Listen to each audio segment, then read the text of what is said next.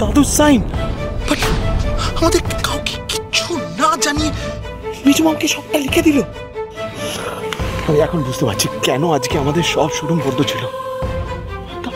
দাদু কেন এটা করতে যাবে? আমার জাস্ট মাথা কাজ করছে না। এটা মিথ্যে, দাদু এরকম কিছু করেননি। এটা একটা চক্রান্ত। আমি এইবার সবটা বুঝতে পারছি ঋদ্ধিমান বাবু, সবটা বুঝতে পারছি। উনি নিশ্চয়ই কাল আমাদের বাড়িতে রাতে এসেছিলেন। কাল যখন ওই আওয়াজটা শুনে আমরা দাদুর কাছে ছুটে গিয়েছিলাম, দাদুর হাতে আমি কালির ছাপ দেখেছি। আমি দেখেছি কালির ছাপ। আমি তখনই আপনাকে বলার চেষ্টা করেছিলাম, কিন্তু বলে উঠতে পারিনি। দাদু নিশ্চয়ই সইটা করতে রাজি হননি, আর তাই দাদুর মাথায় ভারী কিছু দিয়ে আঘাত করে দাদুর অজান্তে উনি দাদুকে দিয়ে সইটা করিয়ে নিয়েছেন। বাহ বাহ বাহ বাহ বাহ বাহ, এ তো দেখছি একেবারে ঝোপ বুঝে কম মারছো তুমি। হ্যাঁ, মেজদার কাঁধে বন্দুক রেখে সমস্ত দোষ ঝেড়ে ফেলতে চাইছো, তাই তো? আপনার অসুবিধাটা কি হচ্ছে সেটা তো আমি বুঝতে পারছি না পিসমশাই। আপনি বারবার আমাকে দোষী সাব্যস্ত করার কেন চেষ্টা করছেন? কি স্বার্থ আছে আপনার? আমার আবার কি স্বার্থ আছে? আমি তো এই সাইলেন্স, এই ভুল ইংরাজি বললাম, সাইলেন্ট দর্শক মাত্র। ঋদ্ধিমান বাবু, যা হচ্ছে এটা সম্পূর্ণ একটা চক্রান্ত। এটা উনি করিয়েছেন। ওনার জন্যই দাদু অসুস্থ হয়েছে, ওনার জন্য। তোমাদের নিজেদের মধ্যে ঝগড়াঝাটি ঝামেলা সব বাইরে গিয়ে বাইরে। আমি এই বাড়িতে শান্তি চাই। কি বলছেন দেখি? আপনি এইভাবে আমাদের বাড়ি থেকে আমাদেরকে বের করে দিতে পারেন না। এটা তোমাদের নয়, এই বাড়ির মালিক এখন আমি, দেবাংশু সিংহ রায়। অফিসার, ঘাড় ধাক্কা দিয়ে বার করে দিন সবাইকে।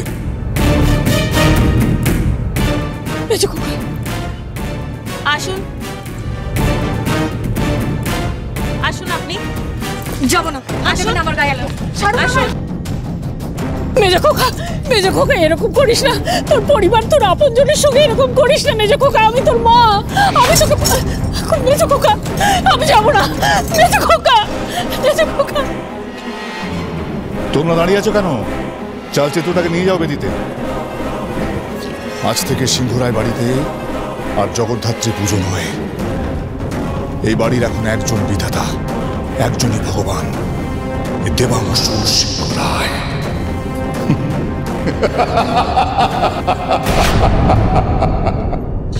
সিংহ রায়তের এত ক্ষমতা, এই লোকটা একদিন এসে আমাদের বাড়ি থেকে বের করে দিল। আপনি চলুন স্যার। দাঁড়ান, তুই ভুল করছো মেজকা। তুই জানো না এর ফল কি হতে পারে। চলুন।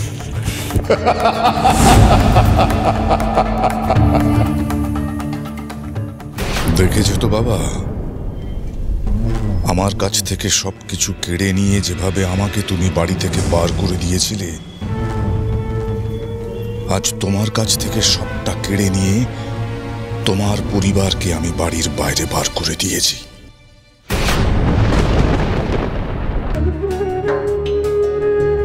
এ কি সর্বনাশ দেখছি আমি! যে বাড়িতে মায়ের আরাধনা হতে এত বছর ধরে, সেখানে একই অনার সৃষ্টি। মা এ অন্যায় কিছুতেই মেনে নেবেন না। মা জগদ্ধাত্রী আর আমাদের কত পরীক্ষা নেবেন। প্রথমে তোদের বাবার এই অবস্থা হলো, তারপর আমারই সন্তান, যাকে আমি 10 মাস পেটে ধরেছি, সে আমাদের সবাইকে ঘাড় ধাক্কা দিয়ে বাড়ি থেকে বার করে দিল। আমার নিজের সন্তান আমাদের সবচেয়ে বড় শত্রু হয়ে উঠল।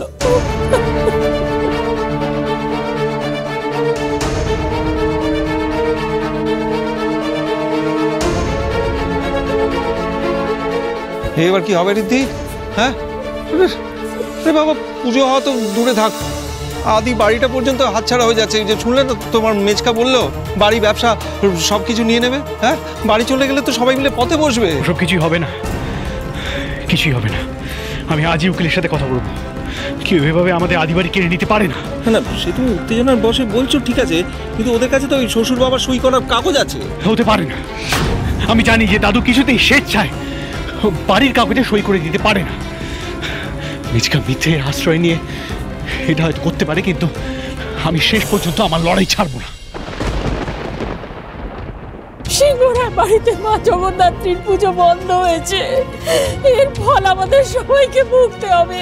রিদ্ধি, বাবা সবসময় বলে মায়ের আশীর্বাদে আমাদের এত উন্নতি। আর যদি মায়ের পুজোটা বন্ধ হয়ে যায় না, মায়ের রসের সবটা শেষ হয়ে যাবে। তোকে কিছু একটা করতেই হবে কিন্তু রিদ্ধি। মায়ের পুজো বন্ধ হবে না। উনি চাইলে এই পুজো বন্ধ করতে পারেন না, আমরা পুজো বন্ধ করব না। আমি দাদুকে কথা দিয়েছি, পুজো আমরা করবই। এভাবে আমরা হেরে যেতে পারি না।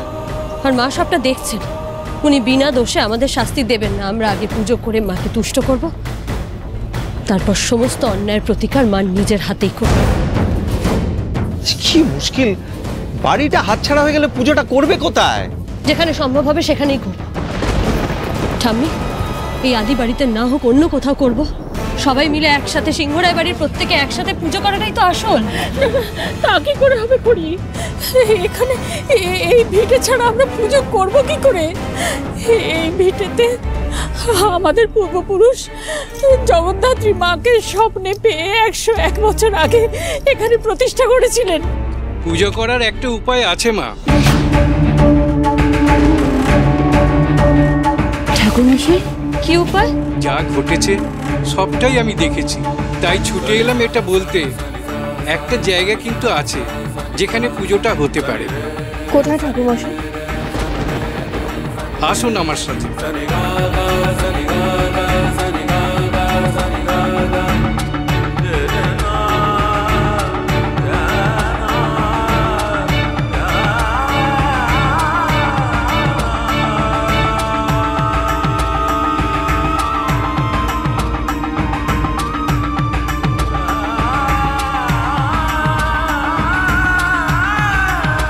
এটা আপনি কোথায় নিয়ে এলেন পুরোহিত মশাই? চারদিকটা তো পুরো জঙ্গল হয়ে রয়েছে। এটা পুরো জমি হয়ে থাকলেও আগে এটা সিংহরায়দের বাড়ির মধ্যেই ছিল, পরে এর বাইরে পাঁচিল তুলে দেওয়া হয়েছিল। আপনার হয়তো মনে থাকবে। হ্যাঁ, মনে পড়েছে। এইখানে তো মা জগদ্ধাত্রীর ভোগ রান্না হতো। সে বড় পুণ্য স্থান।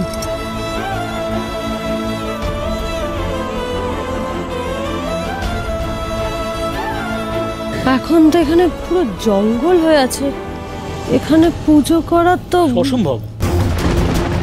এখানে পুজো করা অসম্ভব। আমি look at this place, this is a barren piece of land. এখানে মানুষ কি করে থাকবে? আমরা কোথায় থাকবো? এখানে পুজো কি করে হবে? অসম্ভব। সব সম্ভব। আমরা যদি একসাথে থাকি, আমরা যদি সবাই একসাথে চাই, তাহলে যে কোনো জায়গায় এই পুজোটা করা সম্ভব। ঋদ্ধিমান বাবু, এই আপনার এই অ্যাটিটিউডটা, এটা ইরিটেটিং, জানেন তো?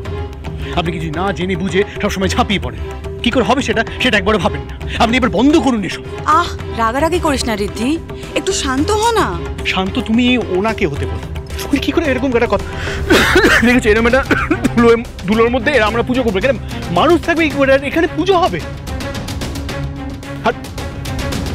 আর এইসব না হয় মেনেই নিলাম।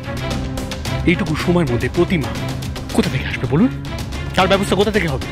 সব ব্যবস্থা হবে। আসলে নুন কি জানেন তো, এটা সিংহরায় বাড়ির পুজো। এখানে ওই সরায় কুলে পটে এঁকে পুজো হয় না। প্রত্যেক বছর একটা জায়গা থেকে বায়না দেওয়া হয়, আর সেখান থেকে প্রতিমা এনে প্রতিমা পুজো হয়। আপনি না জেনে শুনে একটা কথা বলে দেন, কি করে সেটা হবে সেটা একবার ভেবে দেখেন না। ভেবে দেখেছেন সেটা? হ্যাঁ, দেখেছি। সব দিকটা ভেবেই আমি কথাটা বলেছি ঋদ্ধিমান বাবু। প্রত্যেক বছর যেভাবে জগদ্ধাত্রী পুজো হয় সিংহরায় বাড়িতে, এবারও সেইভাবেই হবে। স্থান পরিবর্তন হলেও মায়ের পুজোর আয়োজনে কোনো ত্রুটি হবে না। আমি বলছি হবে না। আমিও আপনাকে প্রমাণ করে দেব। আমি সিংহরায় বাড়ির বড় বউ খড়ি সিংহরায় বলছি। আমি আমার পরিবারের জন্য, আমি আমার পরিবারের মঙ্গলের জন্য, এই পরিবারের শিক্ষা সংস্কৃতি সবকিছু রক্ষা করার জন্য যা যা করা দরকার সবটা করব। দারুণ হয়েছে, অসাধারণ অসাধারণ। কিন্তু একটা কথা জিজ্ঞেস করি ম্যাজিশিয়ান বৌমা, প্রতিমাটা কোত্থেকে আসবে? আমি আপনাকে বলছি, কাল ভোরের মধ্যেই মণ্ডপ, প্রতিমা আমি সবকিছু নিজে তৈরি করব।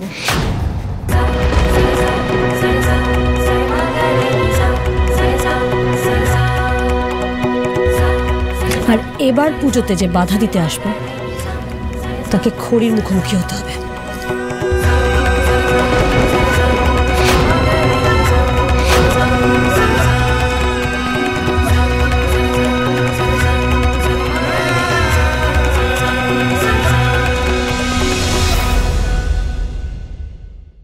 গরম দুধ এনেছি, এটা খেয়ে নিন।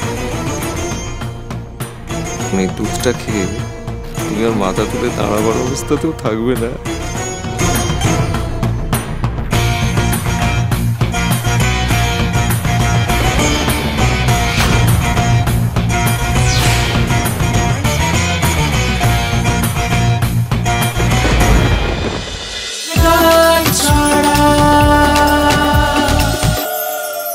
স্টার জলসার প্রিয় শো দেখার জন্য সাবস্ক্রাইব করুন আমাদের ইউটিউব চ্যানেলে এবং আপডেটেড থাকার জন্য প্রেস করুন বেল আইকন।